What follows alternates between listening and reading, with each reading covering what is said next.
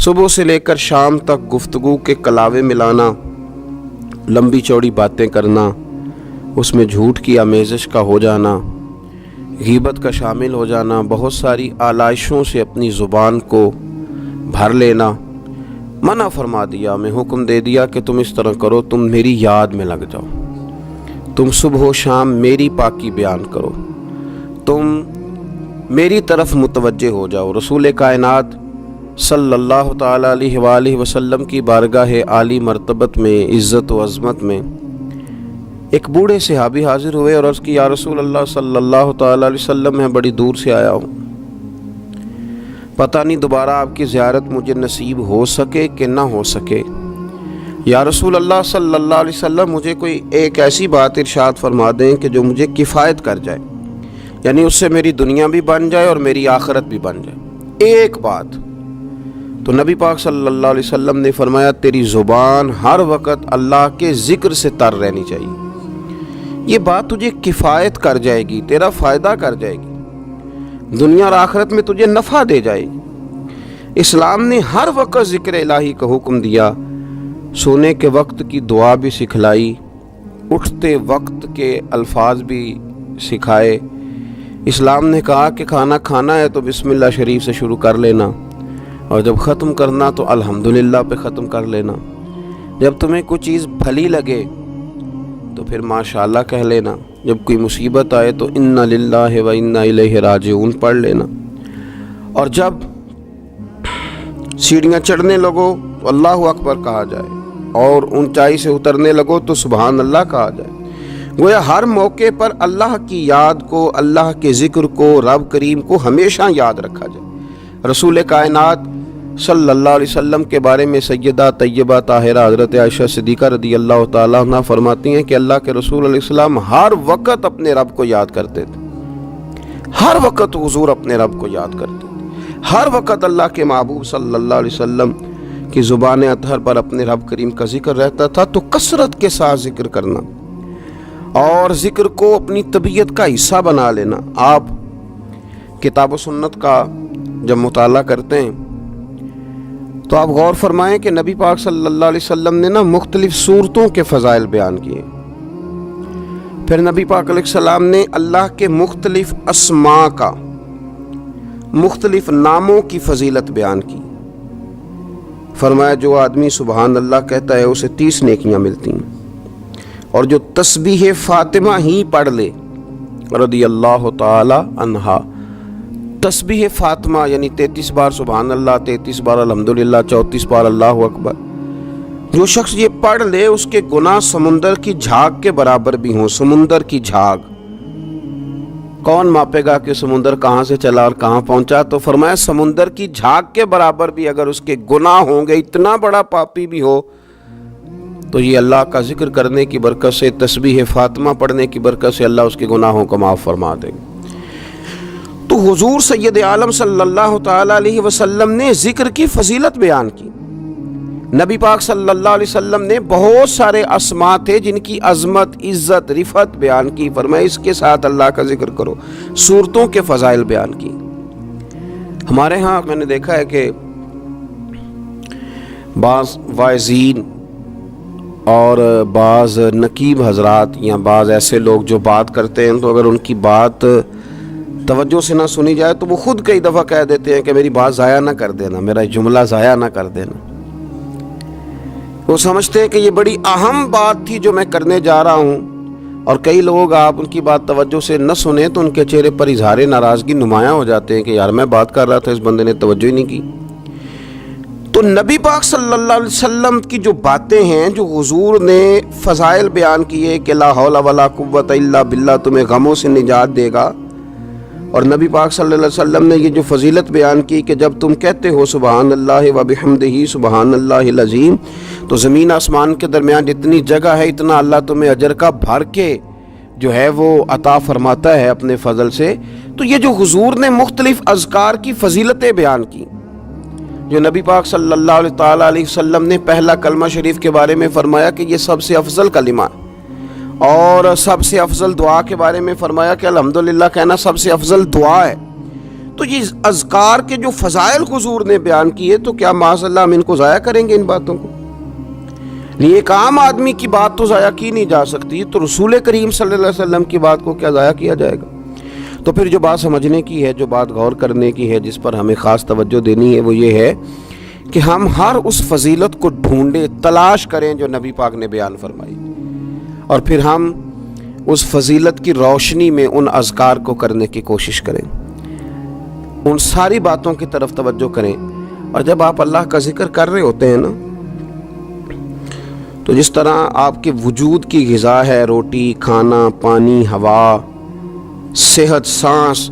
یہ آپ کے وجود کو زندہ رکھتی ہے، تو ایک روح کی غذا ہے، روح کی غذا ہے رب کریم کا ذکر، اللہ کی یاد۔ ہمارے ہاں زیادہ تر یہ ہوتا ہے کہ اللہ کا ذکر تو کیا جاتا ہے تو اس طرح کیا جاتا ہے جیسے طوطے نے کوئی لفظ رٹ لیے ہیں تو اب وہ بیان کر رہا ہے نا۔ ہمارے صوفیاء نے، بزرگوں نے لکھا ہے کہ وہ جو کہا گیا کہ الا بذکر اللہ تطمئن القلوب، یاد رکھو اللہ کے ذکر میں دلوں کا چین ہے، تو بعض لوگ کہتے ہیں میں تو بڑی تسبیح پڑھتا ہوں پھر بھی بے سکون رہتا ہوں، تو اس کا جواب وہ یہ دیتے ہیں کہ چونکہ انہوں نے اللہ کا ذکر کیا تو صحیح، لیکن اس طرح کرتے رہے جیسے طوطا رٹ کے کر رہا تھا۔ اگر غور کرتے اس بات پر، توجہ دیتے اس بات پر، اگر ان کا یہ ایک ذہن بن جاتا کہ میں بھلا کیا کہہ رہا ہوں، جب ان کی زبان سے نکلتا سبحان اللہ، تو پھر غور کرتے کہ میں نے یہ کہا ہے کہ اللہ پاک ہے، اللہ پاک۔ اب یہ چیز جب ان کے ذہن کے اندر، ان کے دماغ سے، ان کی روح سے ٹکرائے گی، تو جب انہوں نے کہا کہ میرا رب پاک ہے، سبحان اللہ عما یشرکون، وہ پاک ہے ان چیزوں سے جن سے لوگ اس کے ساتھ شرک کرتے ہیں، تو اب جب کہا کہ وہ پاک ہے اور اس نے جو چیز بنائی ہے وہ حسین و جمیل ہی بنائی ہے، ہر عیب سے پاک ہے، وہ اس نے ہر چیز بہترین نقش و نگار کے ساتھ بنائی ہے، تو بتائیے کہ جب یہ سبحان اللہ کا معنی اور اس کا مفہوم سمجھ کر اللہ کا یہ ذکر کیا گیا، تو اب اس طرح نہیں ہو گیا کہ جیسے پورے وجود کے اندر خوشبو بکھر گئی ہو، اب یوں نہیں محسوس ہو گیا کہ جیسے بالکل ساری طبیعت ٹھنڈی اور پھولوں کی طرح ہو گئی، اب ایسے نہیں محسوس ہو گیا کہ جیسے اللہ نے قوت، طاقت اور روحانیت عطا کر دی۔ اور پھر جب کسی شخص نے کہا کہ الحمدللہ، تمام تعریفیں اللہ کے لیے، تب آپ اندازہ فرما لینا کہ وہ کتنا عظیم اور کتنا بڑا مالک ہے، کہ کہا جا رہا ہے کہ میں کسی کی کوئی جھوٹی تعریف نہیں کروں گا، مجھ سے کسی کی خوشامد نہیں ہوتی، اور کوئی کتنا بھی اونچا چلا جائے یہ ساری تعریفیں کمزور ہیں، حدود والی ہیں، ایک رب ہے الحمدللہ جس کے لیے تمام تعریفیں اسی رب کے لیے۔ اور جب کہا اللہ اکبر، اللہ بہت بڑا ہے، جب اس کی زبان سے یہ جملے نکلتے ہیں تو آپ ذرا غور فرمائیں کہ وہ کہاں پہنچ جاتا ہے۔ وہ پھر کیا کبھی کسی سے ڈرے گا؟ وہ کسی چیز کا خوف طاری کرے گا؟ کوئی چیز ایسی ہوگی جو اس کے نفسیات پر حاوی ہو سکے؟ سب سے بڑا تو اللہ ہے، تو وہ کبھی بھی کسی بڑے آدمی کے رعب کا شکار نہیں ہوگا، وہ کبھی کسی کی دولت، کسی کا اقتدار، کسی کی قوت اور کسی کی ظاہری طور پر تھوڑی بہت چمک اسے خیرہ نہیں کر سکے گی، اس لیے کہ وہ جانتا ہے کہ اکبر صرف اللہ ہی ہے۔ تو اب اس کے اندر بہت بڑی طاقت آئے گی، بہت بڑی ہمت آئے گی، وہ بہت زیادہ اپنے آپ کو قوت والا محسوس کرے گا۔ تو یہ جب تھوڑا سا غور کرتا ہے کہ میں کیا کہہ رہا ہوں، میری زبان سے کیا نکل رہا ہے، تو پھر یہ ذکر الہی اس کو ٹھنڈک دیتا ہے، پھر اس کو سکون دیتا ہے، پھر اس کو قوت ملتی ہے۔ اس لیے میرے نبی پاک صلی اللہ علیہ وسلم نے فرمایا، یہ بخاری مسلم کی حدیث ہے، نبی پاک صلی اللہ علیہ وسلم نے فرمایا اس کی مثال جو رب کا ذکر کرے اور اس کی مثال جو اللہ کا ذکر نہ کرے، مثل الحی والمیت، ان لوگوں کی مثال کی طرح ہے جو زندہ اور مردہ ہوتے ہیں۔ گویا ذکر کرنے والا زندہ ہے، ذکر کرنے والا زندہ ہے، اور ذکر نہ کرنے والا ہواؤں میں اڑ رہا ہے،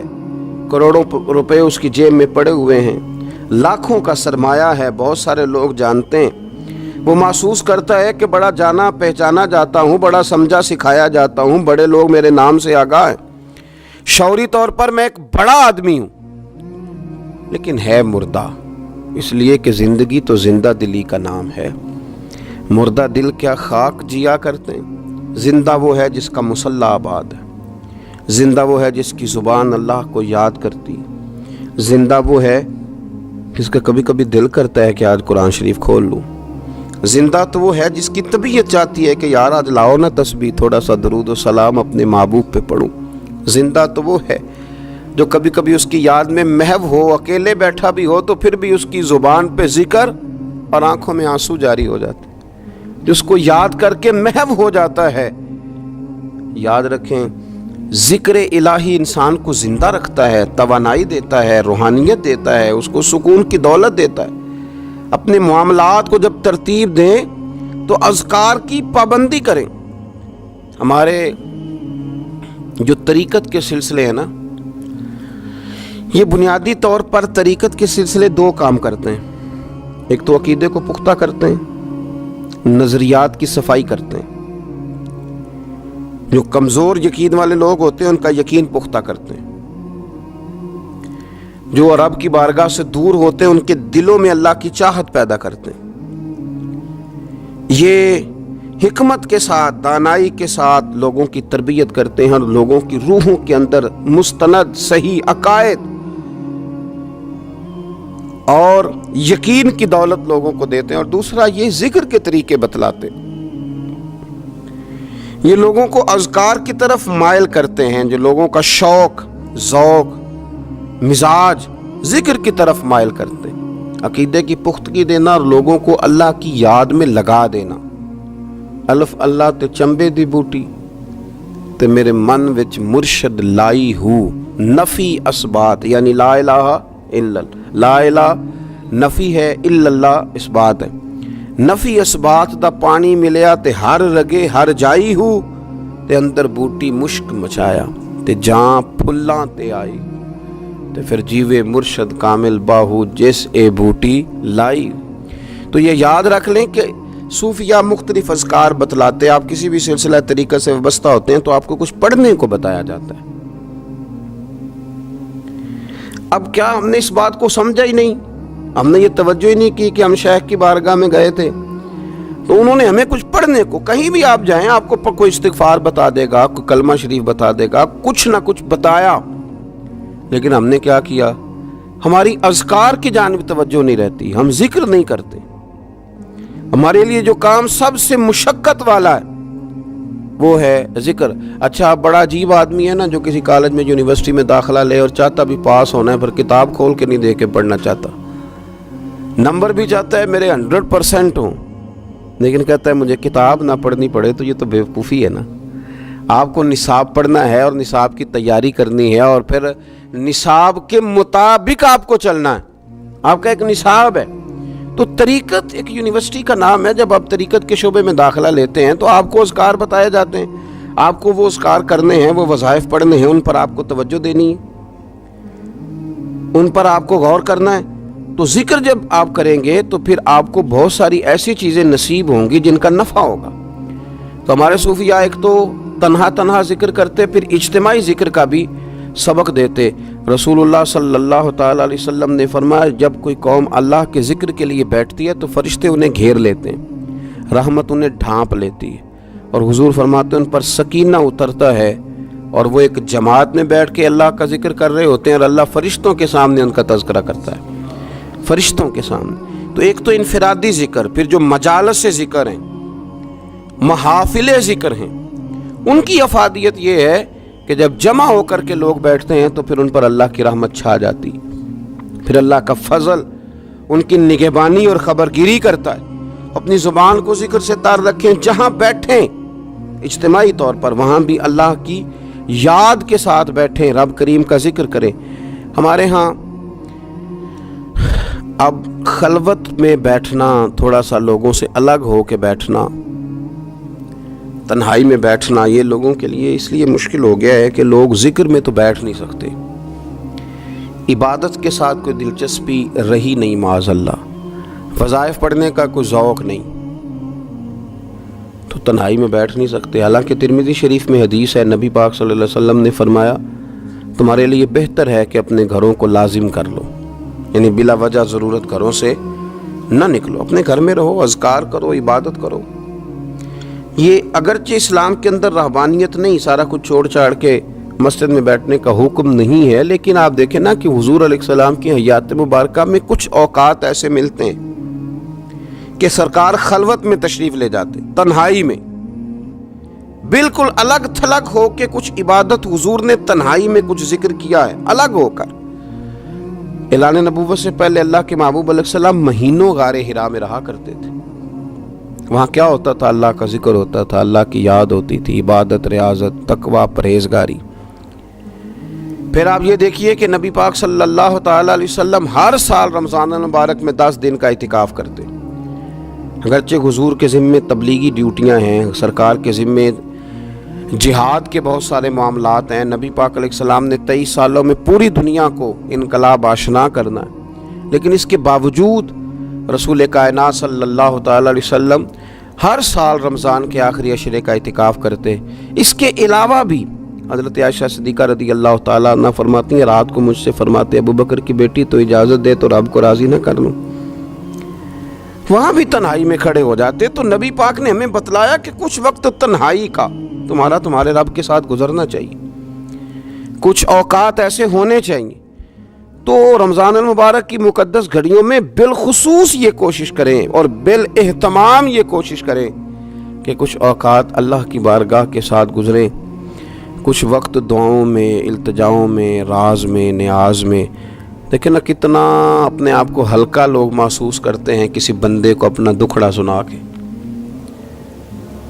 کتنا لوگ ہلکا محسوس کرتے ہیں۔ حالانکہ نبی پاک صلی اللہ علیہ وسلم نے فرمایا جو آدمی لوگوں کے سامنے اپنا فقر بیان کرے اللہ اسے غنی نہیں کرے گا، اور فرمایا جو اپنے رب کے سامنے اپنا فقر بیان کرے گا جلدی یا دیر سے اللہ اسے غنی ضرور کر دے گا۔ تو آپ مصلی پہ بیٹھیں، اپنی خلوت کو مضبوط کریں، کچھ نہ کچھ تنہائی کی عبادت تھوڑا وقت نکال کے رات کو، صبح کو، جیسے آسانی ہو ضرور اس پر توجہ دیں۔ رسول کریم صلی اللہ علیہ وسلم نے اپنے عمل سے، اپنے پیغام سے، اپنی گفتگو سے ہمیں اس طرف مائل کیا۔ تو ایک بات آخر میں اور جو بڑی سمجھنے والی ہے اس پر بھی توجہ کریں۔ کچھ لوگ کہتے ہیں جی میں غافل ہو گیا ہوں، تو میرے لیے مشکل ہو گئی ہے ذکر کرنا، تلاوت کرنا، عبادت کرنا، وقت غفلت میں زیادہ گزرتا ہے۔ بندہ غافل کب ہوتا ہے؟ نبی پاک صلی اللہ علیہ وسلم نے فرمایا شیطان جاسم علی قلب ابن آدم، فرمایا یہ جو شیطان ہے یہ انسان کے دل کے ساتھ چمٹا رہتا ہے۔ فَإِذَا ذَكَرَ اللَّهَ خَنَسَ، جب انسان اللہ کا ذکر کرتا ہے تو یہ اس کا دل چھوڑ کے ہٹ جاتا ہے۔ اور فرمایا وَإِذَا غَفَلَ وَسْوَسَ، جب انسان غافل ہوتا ہے تو پھر شیطان وسوسہ ڈالتا ہے۔ اب نبی پاک علیہ السلام کی حدیث مبارک پر غور فرمائیے، حضور فرماتے ہیں کہ شیطان آدمی کے دل کے ساتھ چمٹا ہوا ہے۔ جب بندہ کرتا ہے نا اللہ کا ذکر تو یہ بندے کا دل چھوڑ کے دور چلا جاتا ہے۔ اور فرمایا وَإِذَا غَفَلَ وَسْوَسَ، جب بندہ غافل ہوتا ہے تو شیطان وسوسہ ڈالتا ہے۔ یہ نہیں فرمایا کہ شیطان وسوسہ ڈالے تو بندہ غافل ہوتا ہے، پہلے بندہ غافل ہوا ہے، پہلے اس نے ذکر چھوڑا ہے۔ اگر یہ ذکر نہ چھوڑتا تو شیطان اسے غافل نہ کرتا۔ تو آپ اگر شیطان کو بھگانا چاہتے ہیں تو پکڑ لیں، تسبیح کریں اللہ اللہ، وہ بھاگ جائے گا۔ اگر آپ غفلت کی چادر اتارنا چاہتے ہیں، آپ بستر میں اٹھنے کو طبیعت نہیں چاہ رہی، تو آپ ایک دفعہ ہمت کرے تو صحیح، وضو کرے تو صحیح، پھر دیکھیں اللہ کتنی قوت دیتا ہے، وہ بھاگ جائے گا۔ جب آپ ایک دفعہ بسم اللہ شریف پڑھ کے نکلیں گے اپنے بستر سے اور بچھائیں گے مصلی اور کریں گے اللہ اللہ، تو دیکھیے کس طرح اللہ آسانی کرتا ہے۔ ہم اپنی اس غفلت کی بنیاد پر اس کو آواز دیتے ہیں کہ آ جا میرے ساتھ دوستی کر لے۔ تو شیطان اتنی طاقت نہیں ہے کہ بندہ مومن پر غلبہ پا سکے، وہ تو اللہ کے مخلص بندوں پر غلبہ کر ہی نہیں سکتا۔ صرف بات اتنی ہے کہ جب ہم غافل ہوتے ہیں، جب ہم ذکر چھوڑ دیتے ہیں، جب ہم یہ ذوق ہی نہیں پیدا کرتے کہ میں کچھ اللہ اللہ کر لوں، اپنی طبیعت کو لگائیں ذکر میں، اپنا مزاج، اپنا دل، اپنی آنکھیں، اپنی روح، اس کو اللہ کی یاد کے ساتھ محو کریں، پھر دیکھیں اللہ کتنی آسانیاں فرماتا ہے۔